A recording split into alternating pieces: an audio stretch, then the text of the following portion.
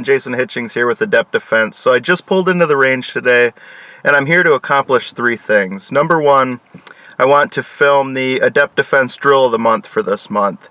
And then number two, I have a 2-day red dot pistol class coming up with Aaron Cowan of Sage Dynamics. So I need a little bit of personal practice time just to make sure that I'm ready for that class that's coming up. And then number three, a few weeks ago I dislocated my thumb. So for the past few weeks I've been wearing a brace on my left hand and I haven't been able to move my thumb. So this past week, doctors cleared me to get rid of the brace. So this was my first full week not wearing the brace. So I wanted to get to the range and kind of assess the pain level with shooting. You know, hopefully I get through this whole practice session pain-free and I'll be good to go, but I wanted to get a pretty good practice session in to kind of evaluate that. But I figured since I'm bringing the camera along anyway, I might as well put together a video and show you guys what I do on my personal practice sessions. So this will just be an example of one practice session that I'm running today. And the first thing I want to mention is I've got my notebook, and this is the book that I track all of my progress for all the drills that I run. So every time I go to the range, I put together a plan. I write everything down for every drill I want to do, and then I track the metrics as far as how fast I ran each drill, what the times were, so then I have something I can go back to and see if I'm progressing or see what I need to work on to become more efficient. So today on the agenda is, you probably won't be able to see that on camera, but the drill of the month, which is the Handgun Combatives Dave Spalding's 2x2x2 drill. And then I'm going to run a modified version of the MDFI Handgun Qualifier drill. I'm going to run some bill drills, a 1R1 drill, which is one shot, reload, one shot to practice my reloads. We're going to run the fast drill, some one-handed work, and then some malfunction work. So that's kind of what I have as far as a plan today. I thought I'd bring you guys along. Let's get set up and let's get started.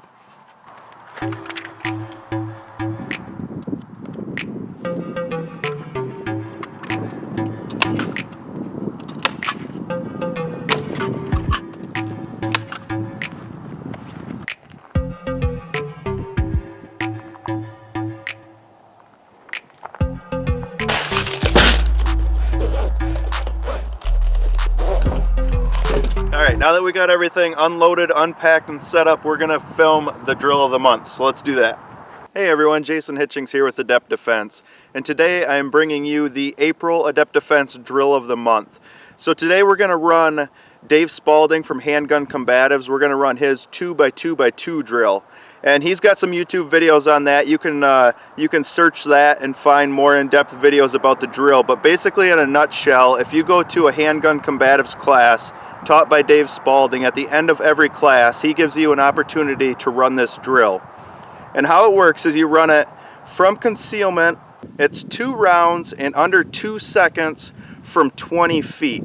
And what you shoot it on is a 3x5 index card. So that's what I've got stapled up here today. And when I shot it in his class a year and a half ago, he had it oriented in the up and down position like this. So that's how we have it today. And I actually have not shot this drill since I shot it in his class. I took his 2-day combative pistol class down at Ann Arbor Arms in Ann Arbor, Michigan in January or February of 2018, and at the end of that class I was able to run the 2x2x2 drill in a 187, and if you pass his drill at the end of class, you get this Aries gear belt buckle which has his logo on it, and then it also has a serial number. So I was the 11th person to pass this drill with a clean run in under 2 seconds. And I believe at that time he said I was the 11th person in 9 years to do it. Since then there's been more people that have passed it. He gives you 1 attempt from concealment, 20 feet in under 2 seconds. So it's a tough drill, but it's absolutely possible to pass it. So let's give it a shot. Alright, I'm set up at 20 feet or roughly 7 yards. And when I ran this in class for the belt buckle, I was shooting an Agency Arms Glock 17 with an RMR on it and an X300, and today I'm shooting my Agency Glock 19, similar setup with an RMR, and this one happens to have a compensator on it. But let's give it a run and see if we can pass it today.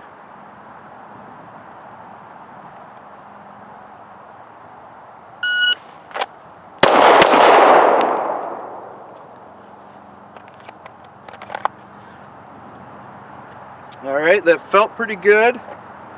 Our time was a 1:79, so we passed it. And let's go check out our hits.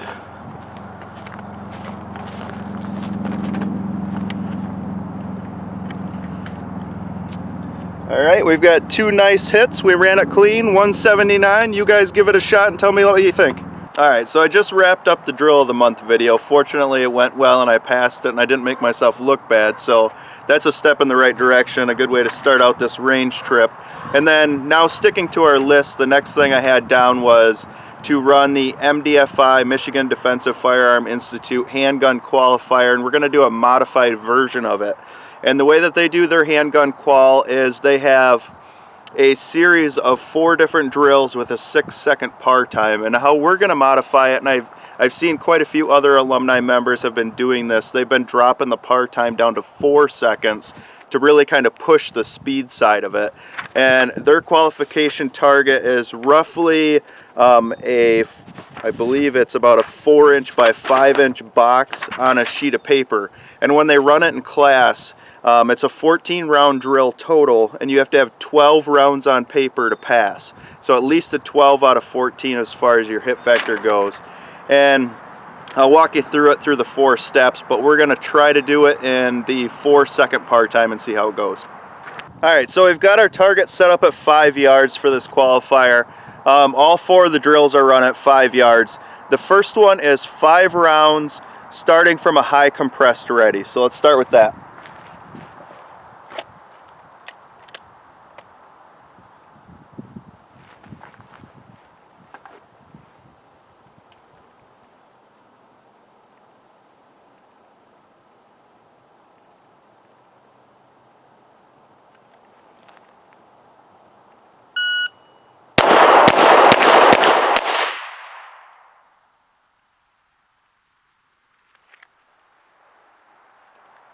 Alright, that time was a 2:81, so I can slow that way down. We're trying to shoot it within a 4-second par time, and I was under 3 seconds, so I definitely rushed it compared to what I could have. I can slow it down and increase the accuracy a little bit. Fortunately, we have all 5 of our hits within the advanced level box on the paper, so far so good.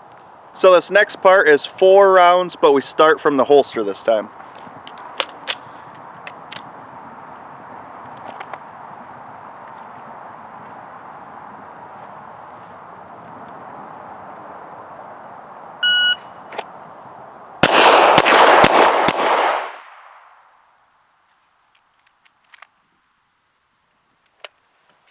Alright, that was a 3:26.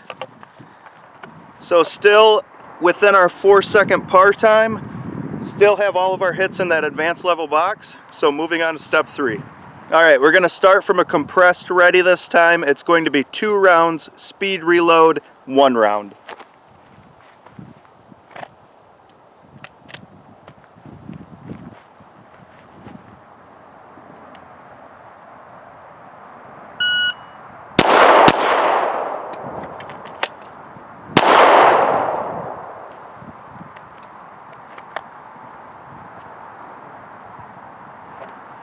Alright, reload felt a little slow, had a little bit of a bobble, feeding the mag and the mag well, and we ended up being a 4:37, so that showed on our time. That put us slightly over. We did maintain a good level of accuracy. We've got all of our hits so far in the advanced level box. We were just a little over on time. Alright, so this last part we start from a high compressed ready again, and it will be 1 round in the gun with an empty mag, and then 1 round in our spare mag. So that'll give us the total of the 14 rounds for the whole thing. And this one is 1 shot, emergency slide lock reload, 1 shot. So your basic 1R1 drill.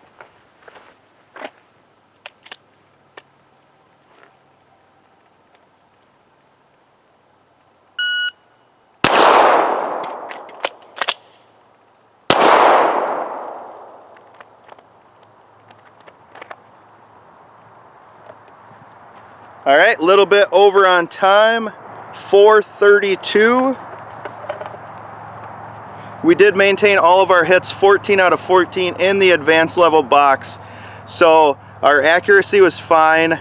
The gun did not go to slide lock when I fired that first round, so I had to run the slide myself after I performed my reload. That cost me a little bit of time, and my reload again was a little bit slower than I'd like it to be, so that's something we're going to note in our notebook, and we're going to work on reload stuff, which is on the agenda today anyway. We're going to do 1R1 drills, so hopefully we'll clean that up a little bit. Let's go take a look at our target.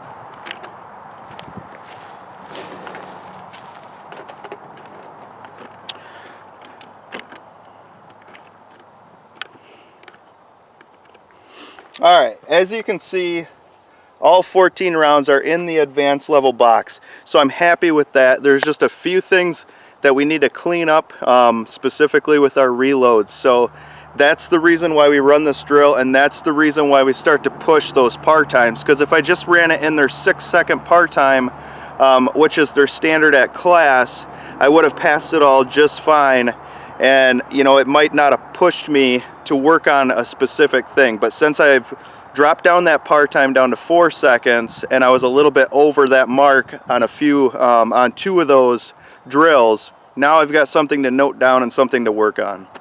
All right, that was the modified version of MDFI's Handgun Qual. I think that Trek at MDFI has done a great job developing that qual. I run it quite a bit in my personal practice, and then I've done things to make it harder to help push my performance. I'll either lower the par time like we did today. Today we did it at 4 seconds, or I'll increase the distance. They do it at 5 yards. I might take it back to 7 or 10 yards, or I'll change certain things. Instead of starting from a high compressed ready, I might start from the holster on all 4 drills. You know, there's different things that you can do to modify drills to make them harder, to push your limits a little bit more, and you just got to be a little bit creative with them. So next on the list is bill drills. A bill drill is starting from concealment at 5 yards on the beep of a shot timer. We're just going to draw, present, and fire 6 rounds on target. It kind of measures your draw stroke speed, how quickly you can pick up that sight, and how fast you can run the gun while controlling that recoil and tracking that sight. Today we're running it with a red dot gun, so we're tracking the dot instead of the front sight, but all the same principles still apply to this. Normally I would try to run this in under 2 seconds when I really push myself. Today I'm going to dial that speed back. I'm going to try to just run it in under 3 seconds and try to have really good mechanics and be really smooth. This was mainly just a test to see how my thumb does as far as the pain level, because this is my first time shooting since I dislocated my thumb and don't have to wear a brace anymore. So this will be a good test for that, so let's give that a shot. All right, 5-yard bill drills from concealment. Here we go.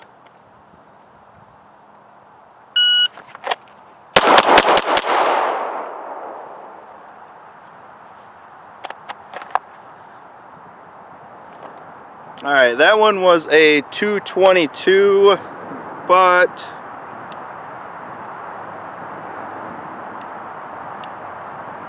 I only fired 5 rounds, so apparently I can't count. Let's try that again and do 6 rounds like we're supposed to.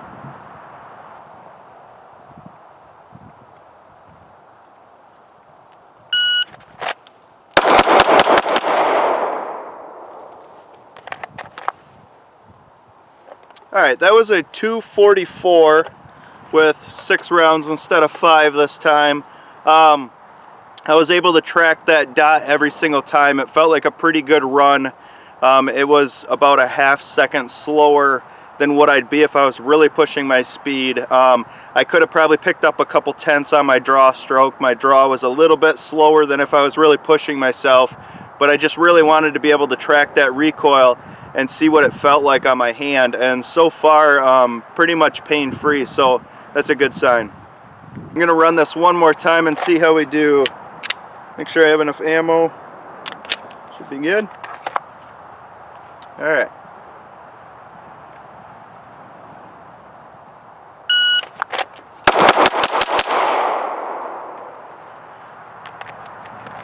That one felt faster, and it was a 210, so that's pretty close to what I normally run a bill drill in from concealment at 5 yards and be able to track that dot for every shot.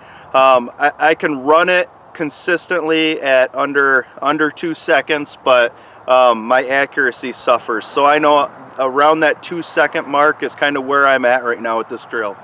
So I don't know if you caught it or not, but halfway through the bill drill session, I ended up switching out guns. I was running my Agency Arms 19 that has their 2-port compensator on it. And for whatever reason today I brought 115 grain ammo, which I should know better than that. These comps don't like low pressure ammo, they like high pressure stuff, and normally I only run 124 grain when I run this gun. And it was not liking the 115. I kept getting a few stovepipes and stuff like that.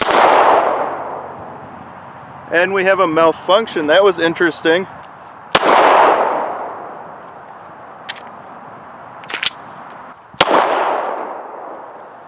And we have a malfunction. So I ended up switching it out for my Agency Carry Glock 19. Very similar setup. This one just doesn't have the comp on it. So for the rest of this session, I'll run this gun because for whatever reason I brought 115 grain ammo, and I should know better than to do that. But it'll run fine in this, and we'll finish it out today. So next up, we've got 1R1 drills. And we're going to start these out with a round in the chamber, empty mag in the gun, full mag in our mag pouch. I do these from concealment. Draw, fire 1 round, you get a slide lock, do your emergency slide lock reload, and then 1 follow-up shot, which gives you 1 shot, reload, 1 shot. So we're going to set that up, run a few of those, see if we can smooth out our reloads a little bit. Let's get to it.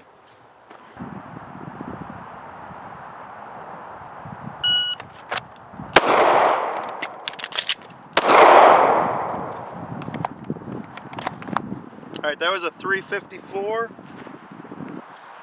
Set that back up.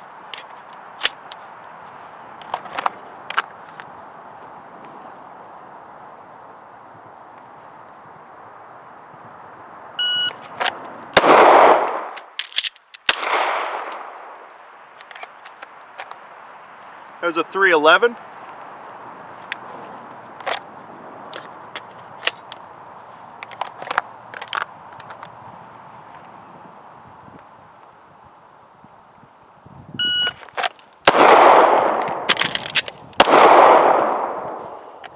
That one, I was trying to go too fast on that reload and I fumbled it a little bit. It was a 322, but it was just not smooth. So I need to dial it back and keep running it.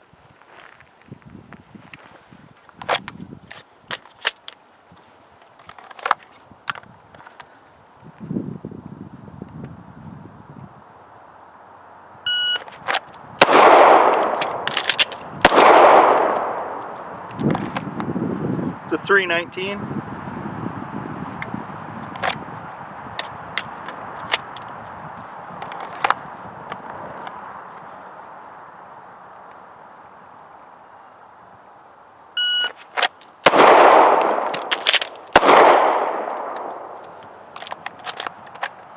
That one felt pretty good. It felt really smooth. That was a 299. So the more you do it, the more you'll smooth it out. And the more you do certain tasks, the smoother it's going to become, and the more efficient it'll become. So then your times are going to come down. I'm still not very happy with those reloads. I felt like I wasn't hitting all my marks on the reload with bringing the gun back into my workspace and indexing that mag into the gun. I felt like I was trying to rush it too much, so I'm going to do another set of probably 10 of those. I don't need to film each one, but I'm going to work on those and then we'll be on to the next thing. Alright, next up I'm going to work on a little bit of one-handed shooting. This is something I like to incorporate in every range session I do. We're going to start off doing 12 rounds strong hand only, and then 12 rounds support hand only. And the support hand only will also be a good test for how my thumb feels through that. But so far I'm pretty pain-free. I mean, it's a little bit sore, but not too bad. I just want to make sure that I'm good to go for my class that I have coming up, because that's a 2-day 1,000 round count class. So let's get started.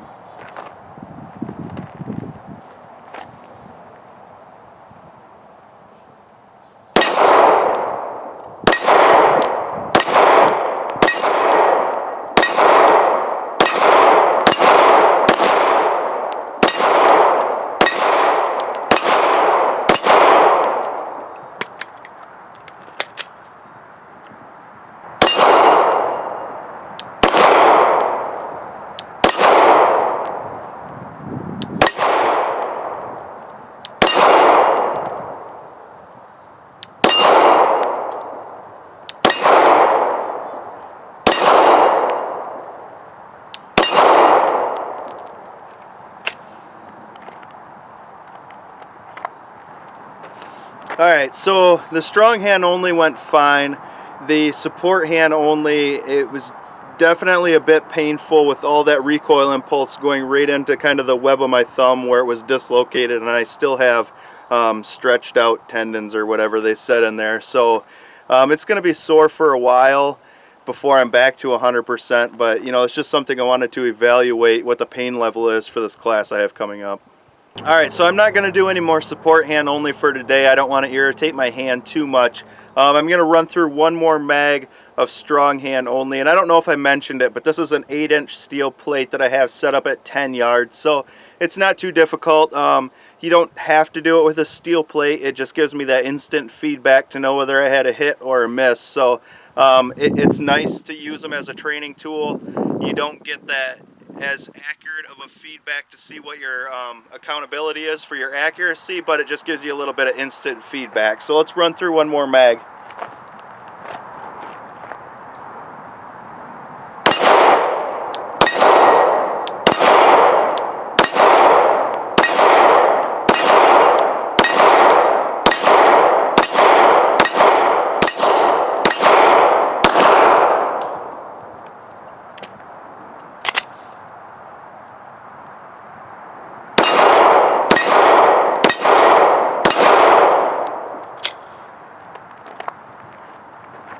Alright, that was one more mag, and we did have one round.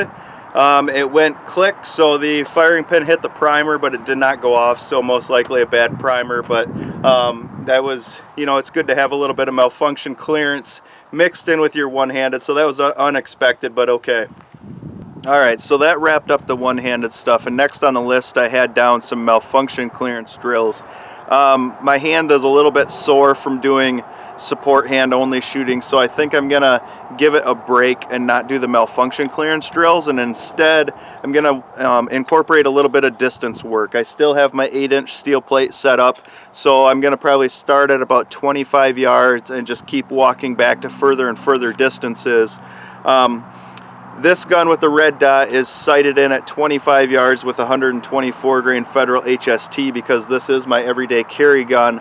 So today, like I said, I've got 115 grain, so that does affect it. It's not hugely different, your point of aim, point of impact, when you switch from 124 to 115 at, say, 25 yards. You know, you might be an inch and a half off, but when I'm back, if I walk all the way back to this far berm down here, that's about a 100-yard shot, you know, and then I could be significantly off at that distance. So I'll have to kind of figure out where I'm hitting as I walk back through the different distances, and I'll probably have to use a little bit of Kentucky windage, you know, for the long shots, but it's fun, and it's always good to incorporate some distance shooting into your personal practice. So let's give it a try.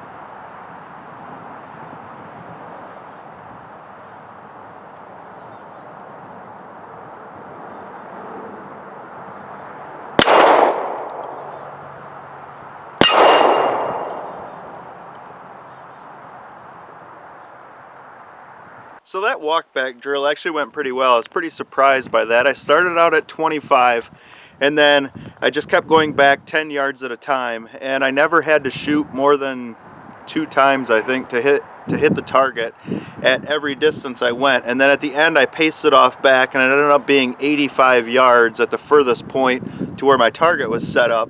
And I'm shooting a 6.5 MOA red dot, and I never had to do any holdover correction to get my hits at every distance I was at. I was just putting the center of the dot in the center of the target.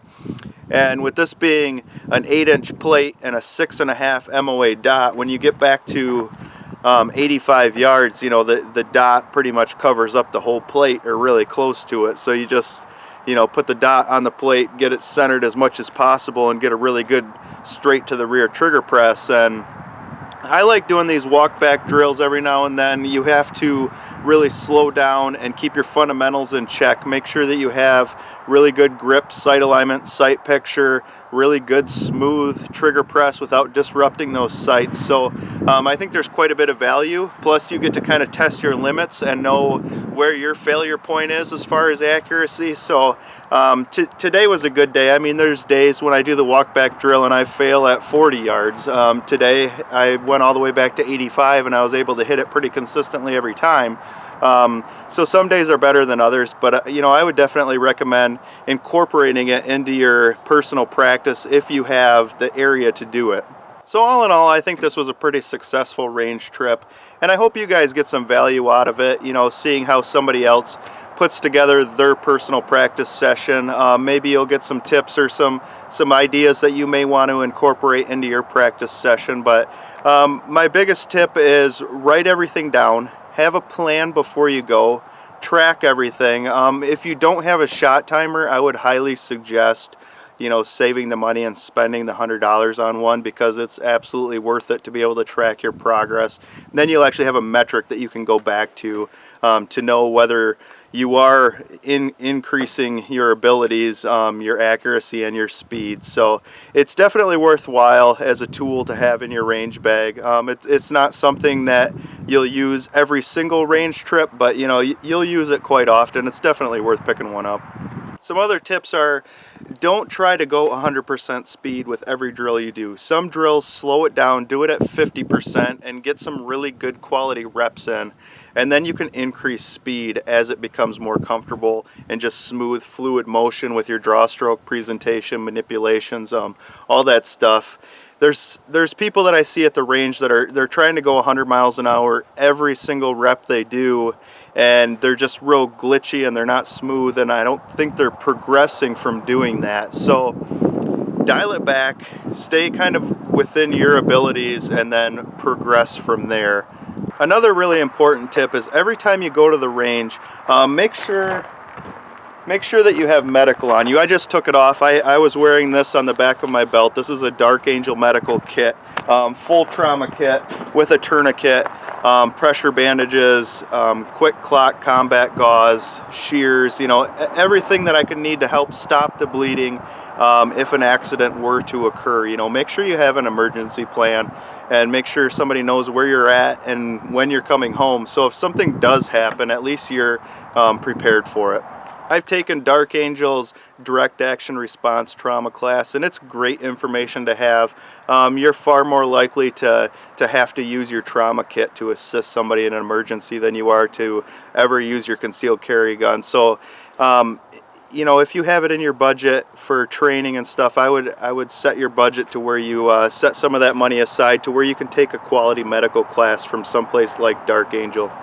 And my final piece of advice for you today is train often. You don't have to go to the range 3 days a week, but if you can even get to the range once a month, and today I shot between 200 and 250 rounds. I think I brought 250 with me, and I have a little bit left over. So you don't need to use a ton of ammo every range trip. If you plan it out well, you can get a pretty good practice session in with not a lot of ammo spent. So I would definitely recommend training as often as you can. If you take a class once a year and you don't practice in between each class, you know, you're not really doing anything to help yourself in that case. And of course, dry fire practice. Dry fire practice is free. It's just a little bit of your time each day, and you know, I usually set aside 5 to 10 minutes. That's plenty. If you can do 3 days a week for 5 minutes, you will progress from doing that. So hopefully you got something out of today's video. Let me know if you liked this video, didn't like it, want me to do more of them, don't want me to do more of them. Your feedback is always appreciated. Until next time, I'm Jason Hitchings with Adept Defense. Seek training, become adept.